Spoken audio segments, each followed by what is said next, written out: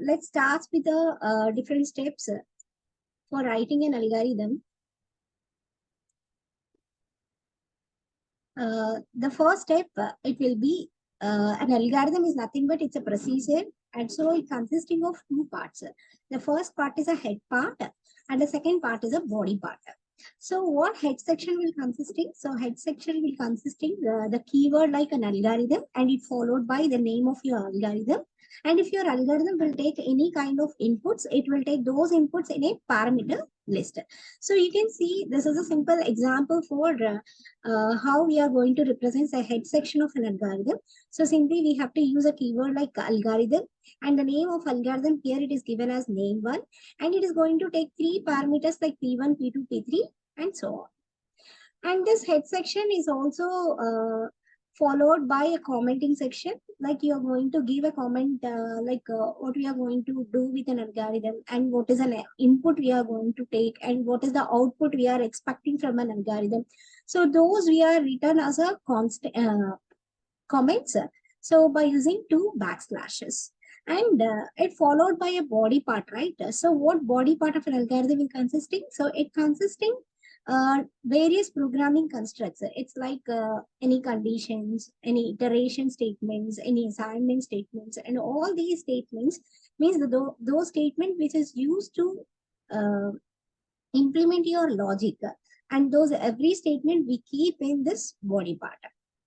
And now we are going to discuss about what do you mean by a compound statements and iterative statements and all these things, because we need to include all these things in a part of your body of an algorithm.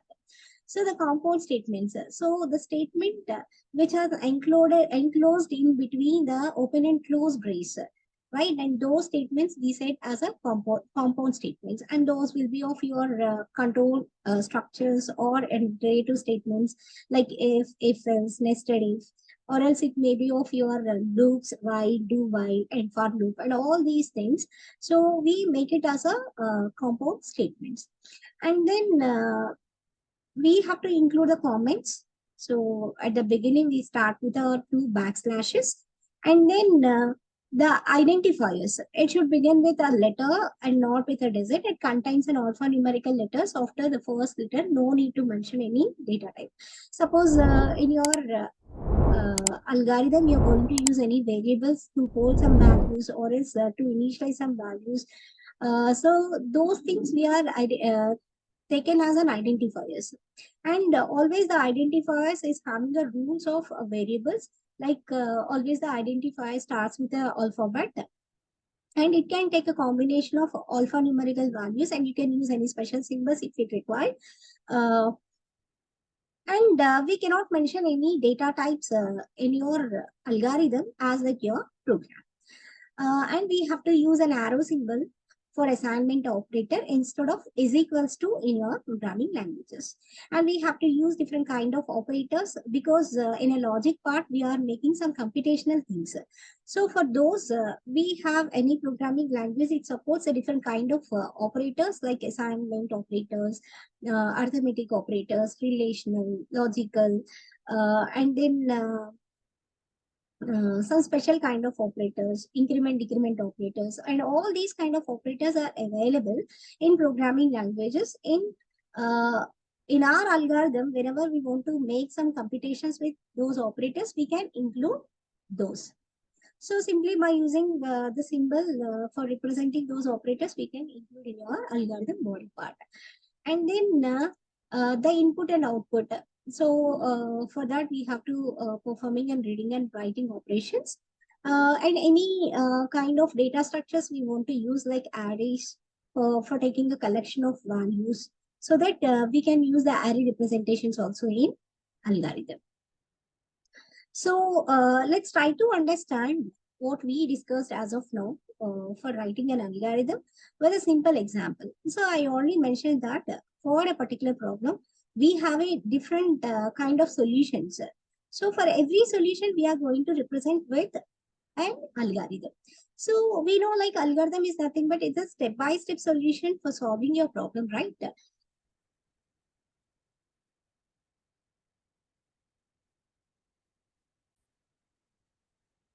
So So try to understand the steps to write an algorithm with a simple example for finding the GCD of two integer values.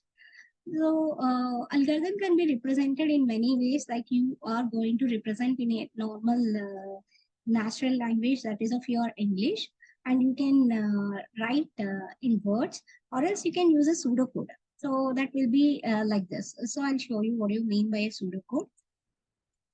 So in this way, like you are going to represent in a programmatic way, and that we can say as a pseudo. So these are the different ways how you're going to write an algorithm. This is a representation. And now here see, here is an example for finding a greatest common divisor, that is of GCD for two non-negative numbers. And we know not both zero integers m and n denoted GCD of mn is defined as a largest integer that is going to divide both m and n eventually, and with a remainder of 0.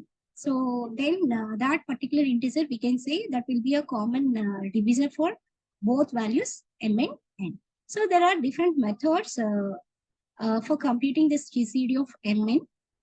So I'll give you those methods also in this lecture. So this is the first method. So we can use a Euclid algorithm for computing this GCD of m and n. So what are the steps we have to follow? See here. So here, step 1. So what step 1 will say, if n value is 0. So what you are trying to find, we are finding the GCD of m and n. So m and both are the integers.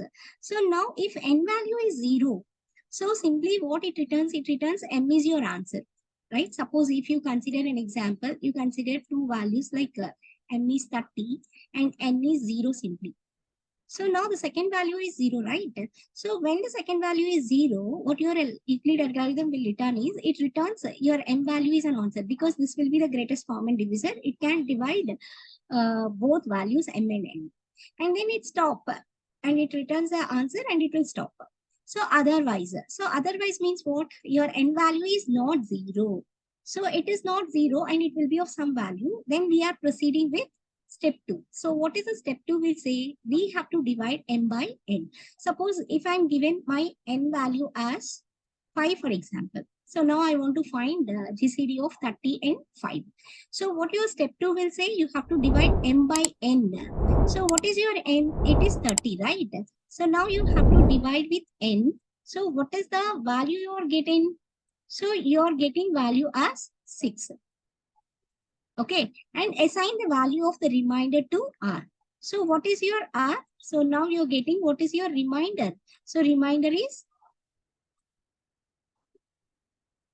0, right? So when you divide m by n, and then the value of the remainder is to R, we have to assign. What step 3 will say? Assign the value of n to m. So whatever the n value you have to assign to m. So now m is becomes to n. So what is n value? N is 5, right? So now 5. So and the value of R to n. So what you are getting your remainder, and the remainder is, right? Here it is 0. Okay, and then go to step 1. So what is step 1 will say? So simply we have to check. So your n value, okay, remainder is 0 and that is going to assign to n. So now your n is 0 and m is 5. So now go to step 1. So what step 1 will say? If n 0, then whatever the value you have in m, and that will be your answer. So what is your m? Now it is 5. So the 5 is your answer. When you are trying to find the GCD of 30 and 5, the greatest common divisor is 5. So this is the algorithm, that is a Euclid algorithm for finding GCD of m and n. So the same algorithm we are going to represent in another way, that will be called as a pseudocode. So now see, here whatever the steps we have mentioned and previously, right, we have to give algorithm keyword and algorithm name, that is Euclid, and these two are the parameters, like m and are the parameters, and these are the comments, right? So compute GCD of mn by using Euclid algorithm, and here the input is two non-negative values, integers, and then the output will be, we are expecting the greatest common divisor for m and n. And here, what are the things we are mentioned? The same thing we represented with a pseudocode here. So now you can see while. n is not 0. If n is not 0, then what we have to do? So we have to perform modulus operation on m and n, and that value is going to assign for the remainder. And after that, your m is assigned with n and your n is assigned with r. The same thing only, right? So see, the same thing I'm going to explain you with this pseudocode. Now we have your n value is 30 and then n value is 5. Okay, your m and n is 30 and 5. So now what this step will say here, we are checking n is not equals to 0. Yes, 5 is not equals to 0. So what simply we have to do? So we have to find out m mod n. So m mod n, how you're going to find out? Like we have to take a division with 5, and this modulus operation will take the remainder, okay, as an answer. So we know like 5, 6 times, so we are getting 30. So it will perform the modulus operation and we are getting the remainder as 0.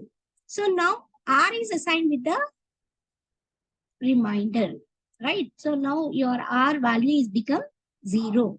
And then later what we have to do? So we have to assign M with N. So what is your N value? It is 5, right? And then what is your N? N is going to assign with the value of your remainder. That is 0. So again we come to the loop. Again we have to check. N is not 0. So here we can see N is 0. Okay, so n is 0. So 0 not equals to 0, the condition failed. So we cannot execute these 3 statements, right? We cannot execute these 3 statements. Simply what we are going to return n value.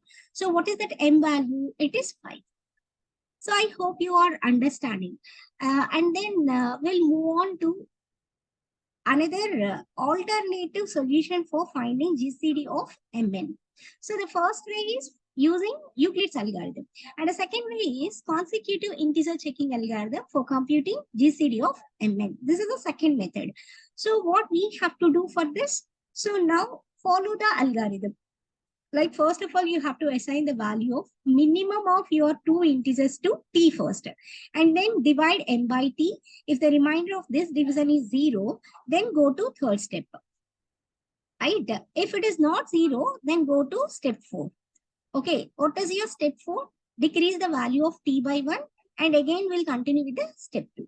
So we are going to do the same thing by using the same example so that we can understand in a better manner. Like your n value is 30 as usual, and then your n value is 5. Okay, so what your algorithm will say, assign the value of minimum. So what is the min of 30 and 5? So that is 5 only, right? So now your t value is 5. Okay, your t value is 5 by this step. So divide m by t. So what is your m value? So m value is nothing but 30. And this will be divisible by 5. So if the remainder of this division is 0, yes, the remainder is 0. Okay, then which step I need to follow? Go to step 3. So what is step 3? Divide n by t. So what is your n? It is 5, right? So 5 by 5. Okay, because your your n value is 5 and then your t value is also 5. So now you're going to do that. So after this, what you're getting, the remainder of this division is 0. The remainder of this division is also 0. So then return the value of t. So what is in your t? It is 5 as your answer. And stop. Okay. So now what is your t value? It is 5, right? So now your answer is 5. I hope you all understand this. Okay, so what are the steps you have? You just substitute your m and n values in those steps for getting a GCD of mn. And then this is the second method. And now we see the third method, that is a middle school procedure for computing GCD of mn. So like middle school procedure. So what is middle school procedure will say? Like you have to find out the prime factors of n, and then we have to find out the prime factors of n also. And identifying all the common factors in the two prime expansions and finding step 1 and step 2 If P is a common factor occurring in PM and PN times, in M and N respectively, it should be repeated min of PMP times. And it computes the product of all the common factors and return it as a greatest common divisor of the given number. Suppose see, for example, if I consider the same example I am taking, because in all the methods you're getting the same output. That's what my intention. Okay, so what you're going to do, find out the prime factors of 30. What is the prime factors of 30? Like, like the factors of 30 is, so 2 15s we got. See here, 2 15s are 30. And then 3 10s are 30. So in 4 table we didn't get. And in 5 table we are getting like this one. And then we are getting 30 ones. These are the factors for this particular thing. So now you're going to mean, you can take factors of this is 1, 2, 3, and then 5, and then 6, and then 15, 10. Okay. So these are only, right? 1, 2, 3, 4, 5, 6, 7, 8. And 30 also you can include. So these are the prime factors of 30. Whereas the prime factors of 5 we can consider. So this is 5 and 1 only, right? So these are only the prime factors for 5. So now we can see what this step will say. After finding step 1 and step 2, you have to find out the common factors. So now common factor 1, and here also 1 is there. And here it is 5. And here also 5 is there. So these are only the common things we are finding, the factors of these two. So now what we have to do, find out the product of all common factors and return that will be your greatest number. So what are the common factors you are finding? 5 and 1. So now you have to do the product of these two. We are getting the value as 5. Okay. So this is the way how we are going to find out the GCD of two integer values by using different methods like Euclid algorithm, middle school algorithm, and then the another kind of algorithm that will be a consecutive integer checking algorithm. So this is about how you are going to represent algorithms with a simple example. Thank you.